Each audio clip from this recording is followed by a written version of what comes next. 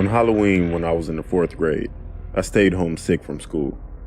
I was lying on the couch watching Hocus Pocus when I heard the doorbell ringing.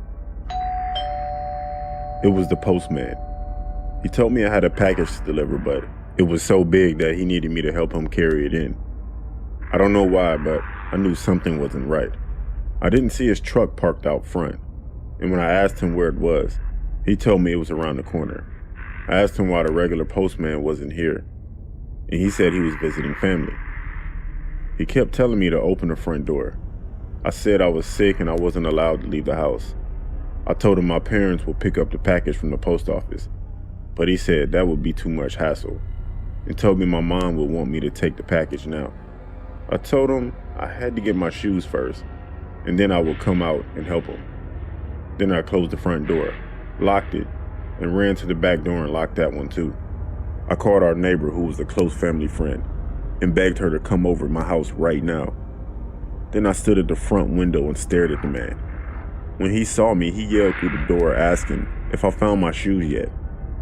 I yelled back, telling him that I called my neighbor to come and help carry the package because she was older and stronger. At that point, he just turned around and ran off.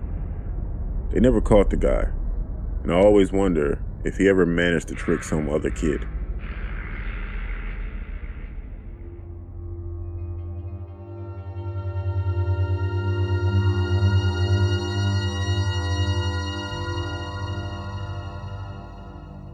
Story took place about a year ago.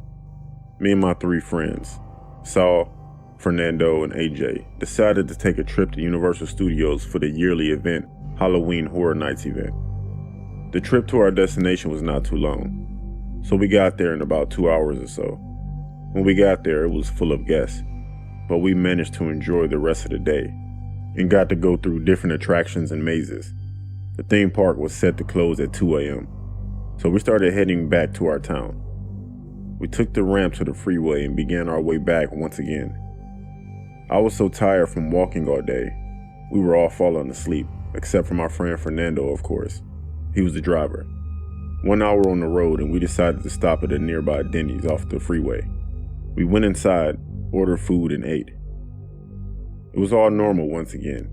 A few guests were still eating too, and it was almost 3 a.m.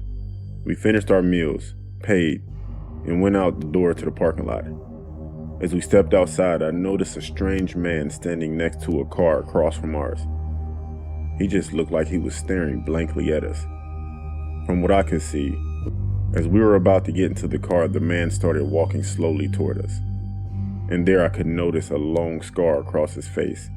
Suddenly, my friend Saul asked the man, "Yo, did you lose something?"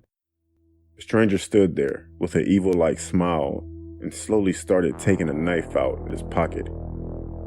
We all hurried back into the car and told our friend Fernando to floor it. As we were exiting the parking lot, I turned my head back and noticed that the guy was still standing there waving his knife at us. I'm just thankful that this story didn't end up worse, because God knows what plans that man had. Honestly, that was just a weird experience.